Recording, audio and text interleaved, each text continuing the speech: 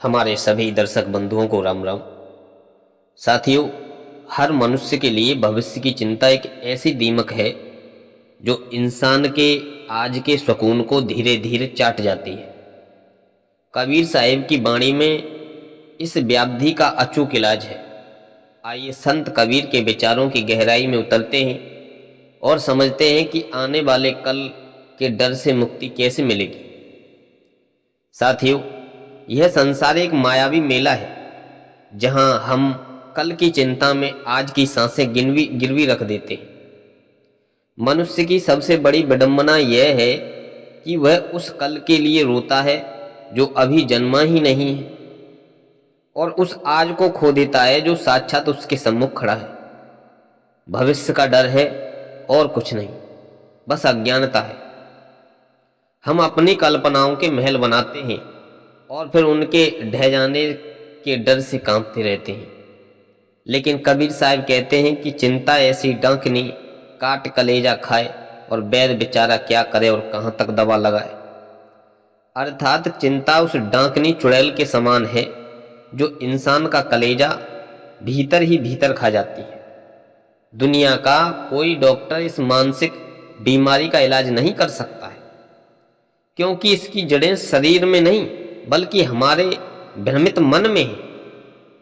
साथियों, भविष्य से डरने वाले व्यक्ति को कबीर 3 मुख्य सूत्रों से जीवन जीने की कला सिखाते हैं।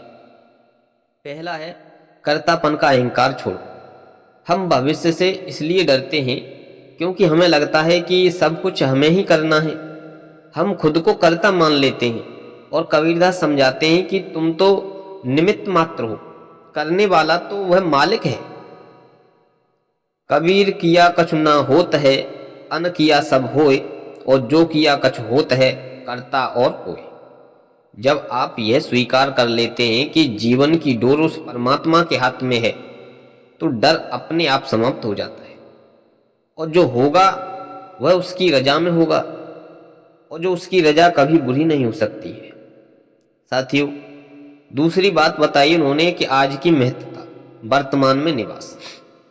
हमारा मन या तो बीती हुई बातों के मतलबों में दबा रहता है या आने वाले समय की धुंध में खोया रहता है।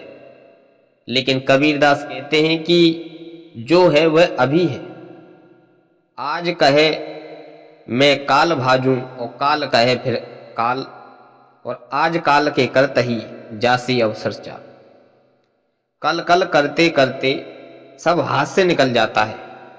भविष्य का डर असल में वर्तमान की जिम्मेदारी से भागने का एक बहाना है।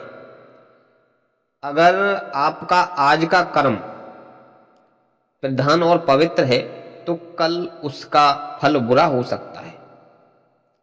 तीसरी बात उन्होंने बताई, संतोष और विश्वास। भविष्य का डर अक्सर अभाव के डर से पैदा होता है। कल क्या खाऊंगा, कल क्या होगा। कबीर साहब बड़े प्रेम से समझाते हैं कि जिसने चोंच दी है वह चुंगा भी भेजेगा, और जिसके मन में संतोष का धन आ गया उसके लिए भविष्य का डर मिट्टी के समान है। विश्वास रखिए कि जिस शक्ति ने आपको आज तक संभाला है वह आगे भी संभालेगी। तो कबीर साहब हमें सचेत करते हैं कि मौत और समय किसी की प्रतीक्षा नहीं करते हैं। जिसे आप भविष्य कह रहे हैं वह एक दिन मौत के रूप में सामने खड़ा होगा। तो क्या तब तक आप सिर्फ डरते रहेंगे? नहीं। माटी कहे कुम्हार से, तू क्या रोंदे मोय, और एक दिन ऐसा आएगा मैं रूंदूंगी तो। जब अंत निश्चित है तो फिर बीच में सफर में डरना कैसा है? डर तब लगता है जब हम कुछ पकड़ने की कोशिश करते हैं। जब आप छोड़ने और समर्पण करने के लिए तैयार हो जाते हैं तो अभय का जन्म होता है। साथियों, भविष्य से डरने वालों सुनो, यह जीवन एक बहती नदी है। आप किनारे पर खड़े होकर लहरों की गिनती मत करो, बल्कि उसमें उतर करके तैरने का आनंद लो। कबीर का मार्ग बड़ा सहज मार्ग है। अपने कर्मों को पूरी ईमानदारी से करो। फल की चिंता उस पर छोड़ दो। भविष्य का डर केवल तभी तक है जब तक आप ईश्वर से दूर हैं। जैसे ही आप उस परमात्मा चेतना से जुड़ जाते हैं तो आपको समझ आ जाता है कि जाको राखे साइयां मार सके ना कोई। कल की चिंता छोड़ करके आज की सेवा, आज की बंदगी और आज के प्रेम में डूब जाओ।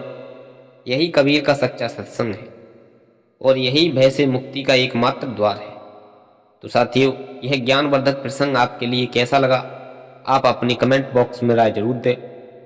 और जो भी हमारे दर्शक बंधु आज नए जुड़े हुए हैं वो हमारे चैनल को सब्सक्राइब जरूर कर लें, ताकि इस तरह का ज्ञानवर्धक कथा उनको समय समय पर मिलता रहेगा। धन्यवाद।